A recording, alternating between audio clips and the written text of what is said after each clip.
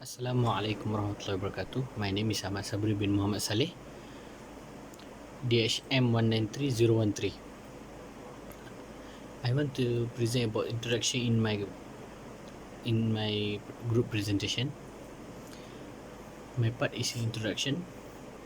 For introduction, first is general guidelines of halalan toyiban concept of food production. Is general guidelines is most important things we all must follow. Everything has guidelines, like you all know. We want to discuss about the general guidelines of halalan toyiban concept of food production. General guidelines. Okay. Food is most important thing in our daily life, daily routine, even animals also, especially humans. Humans are very accurate for foods. For the food production, we have principles. We have 8 principles that according from Quran Sunnah Sharia from Yusuf Al-Qaradawi. The research from Yusuf Al-Qaradawi described from him, and then they have a 8 principle. They have a concept. They have a prohibitions. They have major terms also. You must follow the food guidelines. This kind of guidelines, 8 principles, major terms, when we enter in food production industry. So the things that we want to present about the 8 principles, about major terms, all are included, like we all know. Guidelines, we all know. Halalan toyiban, especially in halalan toyiban. Halalan toyiban is very very must, because normal food production and halal toyiban is very different. Normal food production, if we have the pork also, we can become the normal food production. But for halal and toyiban, is very accurate for the Sharia, for the according to Quran Sunnah. So we must protect them. We must follow the correct terms, correct principles, because that have the step by step. So we will present one by one, and I will pass to next presenter. Assalamualaikum warahmatullahi wabarakatuh. My name is Oman Nur Aiman bin Zahari, Section 193012. Today I will present about principle regarding permissibility of food. For the first principle, the basic origin is that all things created by Allah are halal, with a few exceptions that they are prohibited. The first principle established by Islam in that things which Allah has created and the benefits derived from them are essentially for man use and hence are permissible. The scholar of Islam has derived the principle of the natural usability and permissibility of things from the clear verse of the Quran. For example, Allah says, "It is He who created all that is the earth for you. He has subjected to you for Himself all that is in heavens and all that is on the earth." For the second principle, to make things lawful and the prohibit things is the right of Allah alone.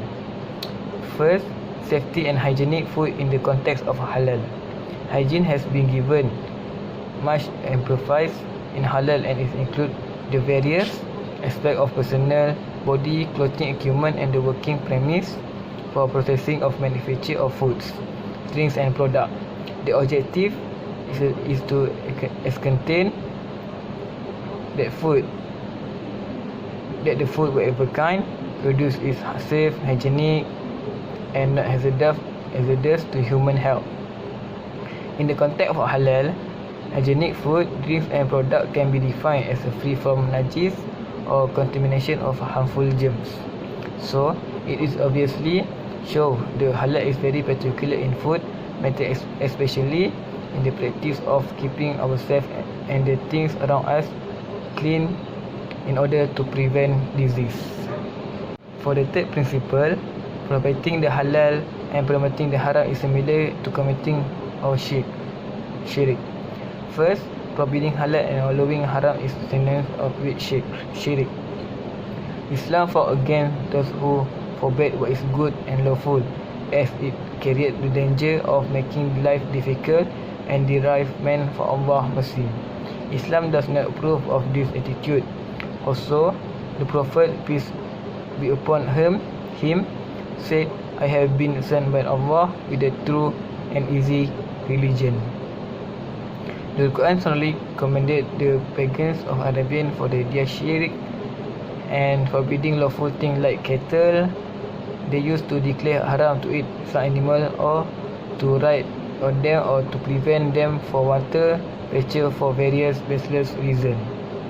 The Quran condemned this attitude where it declared Allah has not appointed cattle dedicated to idols such as Bahira, Soba, Wasila, Hami, but the unbelievable push against Allah falsehood, and most of them have no understanding.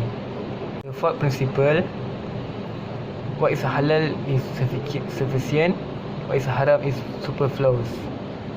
One of the beauty of Islam is that it prohibited only such as things are unnecessary and disposable, while providing alternatives which are better and which give greater ease and comfort to human being. He has prohibited usury but has encouraged profitable trade. He has prohibited gambling but has permitted betting on a form of competition which are useful for their or the Muslim religious living, such as the horse or camel racing and competing in marksmanship. That's all for me. I hope you enjoy it. Thank you. Assalamualaikum. Assalamualaikum warahmatullahi wabarakatuh. My name is Muhammad Fawzi Sabzile. My part is principle 5. Principle 5, whatever is conducive to haram is itself haram. Therefore, Islamic jurists have said the criterion that anything that induces or lead in the direction of the haram is itself haram. Principle C. Personally representing the haram as halal is prohibited. Representing lawful as unlawful is also haram. Just as Islamic has prohibited whatever lead toward the haram, it has also prohibited resorting to technical legalities in order to do what is haram by diverse means and excuse exploited by certain. Next, principle 7. Principle 7 is good attention do not make the haram acceptable. In all its legislation and moral injunction, Islam law great stress on nobility of feeling, loftiness of mean, and purity of attention. The Prophet peace be on him said, action will be just by attention, and everyone will be recompensed according to what he attended. Next and last, principle 8. lawful things are to be avoided. Lawful is Allah married to human being that he did not leave them in ignorance concerning what is lawful and what is prohibited. That's all for me. I will continue to present it. Thank you. Assalamualaikum. Assalamualaikum warahmatullahi wabarakatuh. My name is Muhammad Akram Zuhair bin Zulkifli. My metric number DHM201010. Today I want to explain about halal haram concept. Definition: al halal, the lawful, which is permitted, which respect to which no restriction exists, and the doing of which the lawgiver Allah has allowed. Al haram, the unlawful, which the lawgiver has absolutely prohibited. Anyone who engaged in it is liable to the punishment in this. Status of halal food in Islam. The Quran has explained in detail the important thing food and drink categorized as illegal. Thus, it is clear that things that are forbidden have a proposition showing the status of its prohibition and means as the caliph of God on earth. It is obligatory to obey all the commands that God has revealed. Indeed, nothing that God commands is useless. Hence, every prohibition there is good in the opposite. Land animal. The original law of land animal is that they are permissible as long as there is no premise which forbid. The word an'am is a plural word from the word na'am, that is camel, cows, buffalo and goats. According to consensus, the legal origin of all these animal is halal based on the word of Allah Subhanahu wa Ta'ala, meaning Allah who made cattle for you, some of it for you to ride and some again for you to eat. All these verses prove the indeed Islam allows take advantage of farm animal by taking its meat, drink its milk, use skin or fur and ride it. Aquatic animal. Animal found in the water such as fish, squid and shellfish is halal provided it is not toxic, harmful as well intoxicating. The origin of the law for marine animal is halal based on the word God, who means it is lawful for you to have sea animal and food obtained from the sea.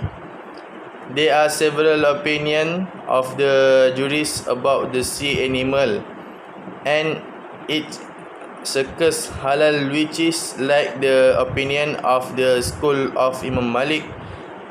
Legalist all sea animal and its circus, both of which can only live at sea and on land. Alcohol beverage.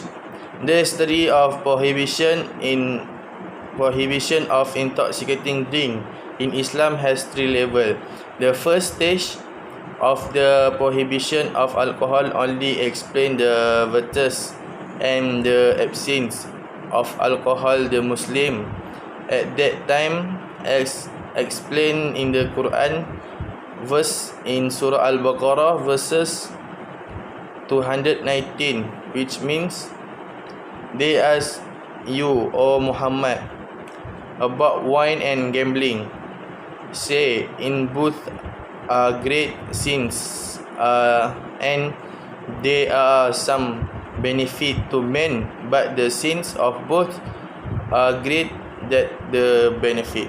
Thank you. Assalamualaikum warahmatullahi wabarakatuh. My name is Muhammad Amran Hakim bin Muhammad Shukri. My tweet number DSR 191026. Today I'm going to explain about the basis of probation in Islam.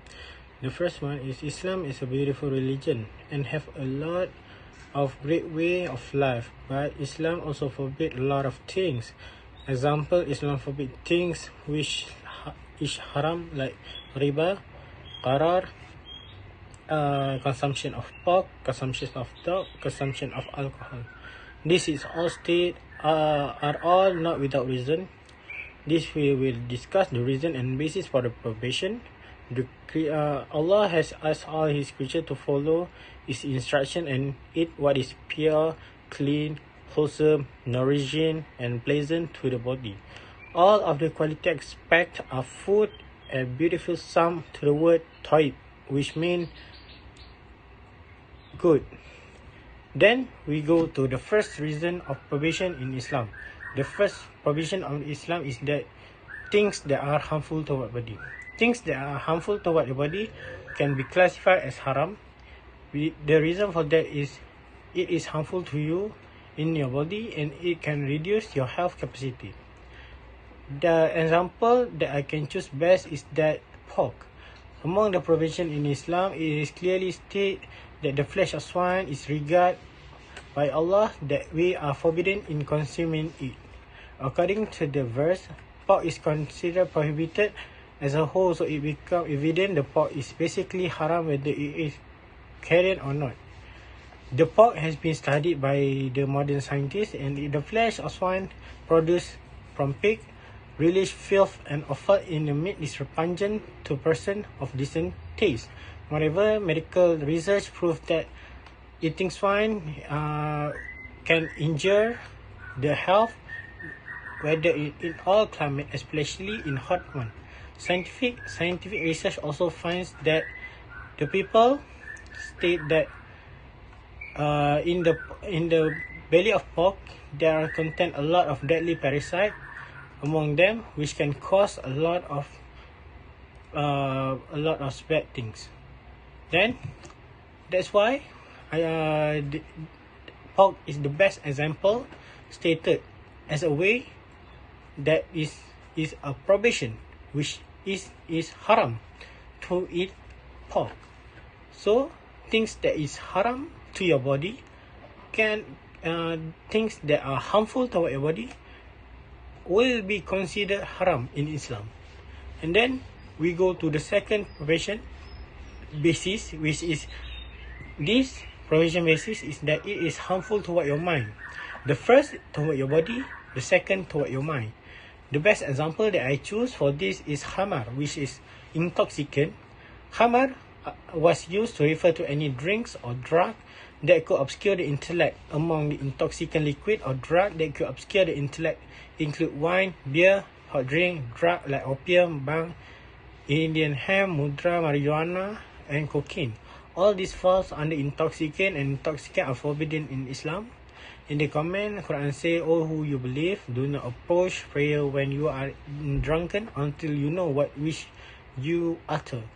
In this verse, God refers to the fact that prayer become null and void when one is intoxicant. The reason for that is when people in an intoxicant state, they will not know what is happening around them. This most likely make the people to be more not wary of themselves, and they become shameless. They will not regard themselves as a people in public. They will be doing things that are horrendous in public. For example, a person that are drunk, they are more likely to do crime. For example, people who are drunk, they can also kill people, they can also rape people, and they can also make vandalism in a state of mind. In our law, people who are in intoxicated state are people that in an investigation might not be responsible for their own crime, because intoxicant state has been stated that it is like these people doesn't know what is right, what is wrong. So in that basis, you know that intoxicant is really really bad and it can cause you to become a crazy man. So it is better to make a way and to be far away from this. That's why in the basis of Islam, it is stated that things that are harmful to you toward your body, which is the flesh of pork, are haram. The reason for that is it hinder your health in your body. The second one is about the consumption of alcohol, khamar, which render your mind invulnerable and make your mind useless.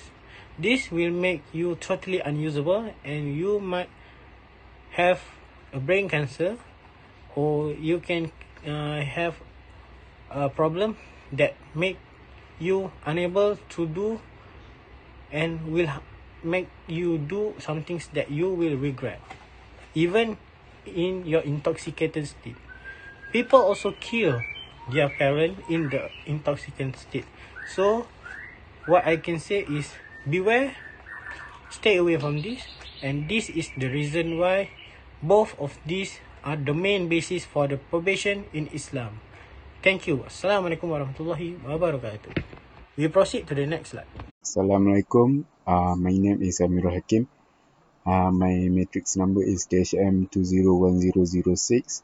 And for the conclusion, based on the concept and applications of halal dan thayyiban, the scholars have agreed to the source of permitting and forbidding is the right of Allah. The lawful and illegal provision of law belong also to Allah. And also some scholars have argued, gaduh ataupun tidak setuju, that the law is a set of syarak the source is the revelation of the Creator, that is Al-Quran. This is in line with the fact that the law of halal and haram is the sole right of Allah. It is therefore possible that the practice of halal dan thayyiban is the manifestation of the practice of Islam itself, and that the right to justify what is lawful and prohibited is in the domain of Allah. Neither any person or party can be the judge rather than the source is taken from the law itself. That is Al-Quran. And next, for the food entrepreneurs and producers, they are equally responsible as to the consumers in implementing the practice of halal dan thayyiban, because this is more importantly in the product manufacturing context to ensure that the aspect of halal are fully complied within the requirement of Sharia. In fact, they need to always make the halal dan thayyiban concept as a benchmark in meeting with the quality and all the feeders of goodness in the process is used. At the same time, also the consumers, either individual or organization, needs to ensure that any elements that violates the requirements of halal dan thayyiban should be reported to the authorities for correction or corrective and enforcement measures to take place. By doing that report, it ensure the safety and quality of the food, especially in halal aspect, well preserved and maintained. Okay, that's all from us. Thank you.